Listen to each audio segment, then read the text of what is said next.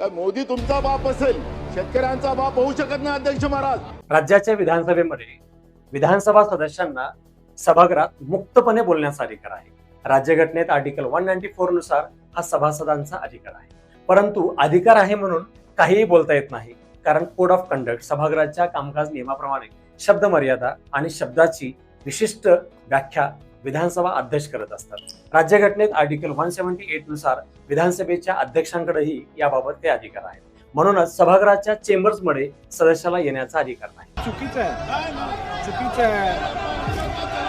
सभागृहाचे जे स्पीकर काम करतात, अध्यक्ष म्हणून काम पाहतात, ते अध्यक्ष म्हणून काम पाहताना त्यांच्या सभागृहात संबंधित अध्यक्षाच्या समोर एक चेंबर असतो. त्या चेंबरच्या आत येण्याचा सदस्याला अधिकार नसतो. जर कोणी येऊन बोलत असेल तर ते पीठासीन अधिकाऱ्याच्या अधिकाराचं उल्लंघन केलंय, या अधिकारावरून पीठासीन अधिकारी त्यांच्या विरुद्ध कारवाई करू शकतात.